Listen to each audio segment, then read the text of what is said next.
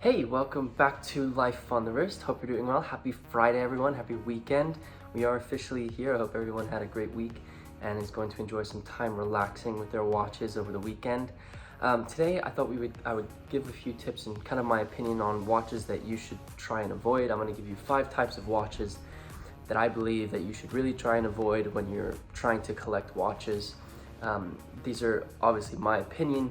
You may disagree with my opinion, but again, like I just said, it's my opinion. So these are the 5 watches that I think you should avoid. If you are new to the channel, we create videos about watches. We create opinion videos like this one. We also try and educate you a little bit about watches. That we have some where we explain different types of movements, things like that. We also have some various series that we do where we talk about watches that we saw in the Delta Lounge, for example. So all kinds of videos about watches. If you're interested in those types of videos, I'm sure you're going to enjoy this channel. So hit that subscribe button just below this video. It really would help us out. Also, if you wouldn't mind hitting the like button while you're already down there, that also would help us out greatly. So just diving straight into it, the first watch that I think that you should first type of watch that you should try and avoid when you're looking to collect watches are watches that you do not like. And I've said this on multiple videos, but this is really something that I want to try and hammer home with you guys. Watch collecting is a hobby, right? And being that it's a hobby, you should really be collecting things that you like, not just what the market is saying you should like. So just as an example, the Rolex Submariner and the Omega Speedmaster, those are 2 types of watches that are extremely collectible. A lot of people are very, very interested in those watches, and there are people who have collected people who try and collect different variations of the dials, try to collect every single reference that they possibly can from these types of watches. Now, I'm not saying that that's the wrong way to go about collecting, but I would say if those watches don't speak to you in a way that, let's say, this memo sale does to me, then you shouldn't have that in your collection. You want to be purchasing watches that really speak to you, really have you have some type of connection with, not just what people say, oh, this is a cool watch, you should buy it. I know that's a hard thing to do because, social pressures are really, really, at least right now, social pressures are a huge part of everyone's lives. But you don't want to be collecting those if it doesn't speak to you in some way. And that kind of goes back to one of my videos that I made where it's like how to collect watches. You want to buy watches that you love. And if you aren't buying watches that you love, you're not really going to create a collection that you like. Because ultimately what's going to happen is let's say you end up buying these watches and then you have your collection and you kind of look at it and you say, oh, here's my collection. You're going to kind of lose interest very, very quickly if they're not watches that really speak to you, and that's not what you want. So the first type of watch that you want to avoid is watches that you don't like. It sounds kind of weird because it's a double negative, but I want to hit that one home, and that's why it's number 1. The second type of watch that you should not buy for your collection and you should avoid is watches that you know nothing about. Now this kind of is a little bit of, this kind of goes towards one of my other rules is you want to make sure that you research every watch that you decide to purchase to add to your collection. There's a few reasons. The first and main reason is you want to research the watch that you're purchasing, because that's going to be how you're going to figure out whether or not you like that watch, which goes back to rule number 1 of buying watches that you really like. So you want to make sure that you're researching the watch that you want to purchase in order to make sure that you know every little detail about it, so that you can figure out the story behind that watch, where it came from, who produced it, etc., etc. So that's why you want to make sure you're researching it. You also want to make sure you're researching that specific watch and asking specific questions regarding the specific watches you are purchasing. So as an example, I would ask specific questions about this memo sale, things like, how many owners did it have? When was it last serviced? How is it running? Does the chronograph work? Is the bracelet original? Has any of the parts been replaced? Various questions that you need to understand, that you need to ask in order to understand exactly where your watch is sitting within the grand spectrum of condition, rarity, ownership, those types of themes. Now, I did make a video about 10 questions you should ask before buying a watch on Chrono24 on eBay, so you can check that out in on our channel. I'll also put a link to it in the description. But those are the types of questions that you want to be asking, because that allows you to understand where your watch is sitting within the grand scheme of things, so that you are prepared to, one, purchase the watch, and two, have a full history of that watch. And to be honest, if someone cannot answer those very basic questions, going and purchasing it would probably be a bad decision, because you could receive it and then it won't be what you expected, and then you're not gonna end up having a good experience with that watch, and then the collection, you're gonna want to get rid of it so it doesn't ruin the rest of your collection. So the second type of watch to avoid is watches you know nothing about. The third type of watch you want to avoid is watches that do not fit your wrist. Now this is an extremely, this is definitely my opinion, it may not be yours, but I believe that you shouldn't buy watches that don't fit your wrist, because then they kind of just look weird on your wrist. So just as an example, I have very small wrists, right? So I typically go for watches that have a smaller diameter and smaller lugs, so that it doesn't kind of bleed over my wrists and look just kind of off. It also allows for the size of the watch to kind of resemble my body. That way I'm not, it's not like I'm not like a small guy with a massive watch on my wrist. But the thing is, you want to make sure that you're trying on as many watches as you possibly can, because you need to understand how different watches fit you. So just as an example, this Memosail is technically 44 millimeters in diameter, but it actually fits my wrist really, really well. And that's because it has no lugs.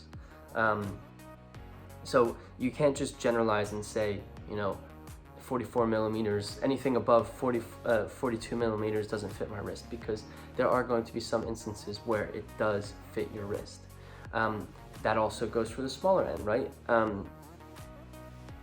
Sometimes if you are a bigger guy, wearing a smaller watch may look a little bit off. I actually think it kind of looks cool.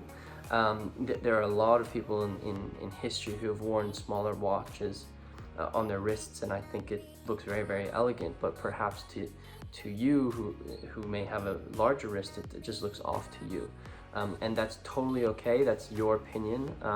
So I'm going to allow you to have that. That's honestly one of the only things that we have in this world. So if you don't like the way that smaller watches look on your wrist, that's totally fine. Just don't add those to your collection. Sometimes they look really, really elegant on your wrist, but of course, that's your opinion. So the third type of watch that I think you should avoid are watches that do not fit your wrist. The fourth type of watch that you should need to avoid, and this is a widely discussed topic, and I actually got some backlash on the video that I made about them, but I do not believe that you should, I believe that you should avoid fake watches when collecting. Now, there was a lot of controversy on the video that I made about fake watches. People really are opinionated on this matter, but fake watches, I think it's just, you're not doing the watch industry any service by collecting fake watches. Oftentimes you're funding, illegal activities, and you have no guarantee when you purchase a watch from them that it'll even arrive, but also on the maintenance side. So you're almost you're doing the watch industry a disservice, but you're also, taking a chance with buying a watch from a fake watch, because it may not run as accurately, and then if you try to get a service, a lot of watchmakers actually just plain won't help you if it's a fake watch. So,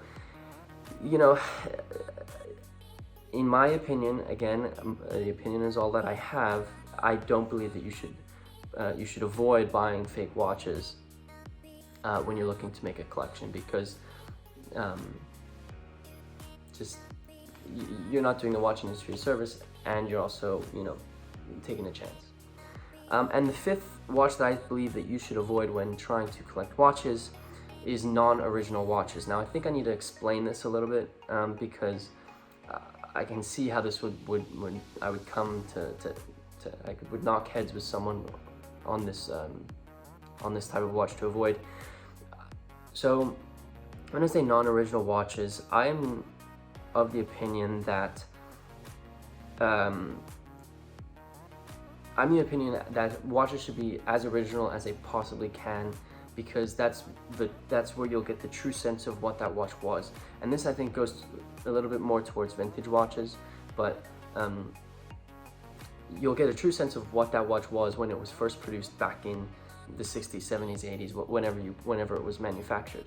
Now, I have heard of people who have replaced parts within their watch because they were broken and they just needed to replace it in order for the watch to continue to work, and I think that's totally fine. But I think where I draw the line is you want to be taking parts that are from that era so that it is as original as it possibly can get.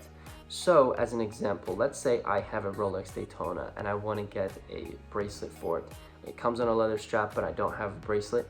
I'm going to source an original Rolex Daytona bracelet from, just name a date, 1972, which is when the watch was manufactured, so that that bracelet matches the watch, and so that I have an era-specific bracelet on that watch. Yes, it's not the original bracelet that it came on, but I'm attempting to get it to as original as it possibly can get. That way I'm doing the watch a service, but I'm also experiencing that watch for that era and for everything that it came with during that time. If you're going to end up putting, you know, a non-era specific watch, and I should actually also preface this with the fact that it is totally fine to switch out bracelets and switch out straps and stuff like that. But if you want to, you know, in its original form, I think you should try get it to its original, try get it to its era-specific kind of a being as possible. I think that's what I'm trying to get at. So let's say a balance spring's off, try and get an era-specific balance spring from Rolex for that watch, because then it keeps it as original as possible. It's extremely difficult to do that, and I'm not saying everyone has the money to do that and has the resources to find that, but I think that's definitely important. So kind of going back to making sure that you don't buy watches you know nothing about, these are things that you need to be asking about. Are all the parts original? What was replaced? Etc, etc. So just to recap, the 5 watches that I believe you should avoid. The first is watches you do not like. The second is watches you know nothing about. The third is watches that do not fit your wrist. The fourth are fake watches. And fifth are non-original watches. Now these are simply my tips, my opinion. If you'd like to use them during your collection journey, love for you to do that. If you don't want to, that's totally fine too. If you enjoyed this video, would love if you guys left a like on it and leave a comment about what tips you have about watches you should try and avoid. I know that these are only 5 that I could think of, but I'm sure that there are plenty more that you can bring up in the comments and definitely help everyone out who is looking to start a collection. So with that said, guys, thank you very much for watching, and until next time.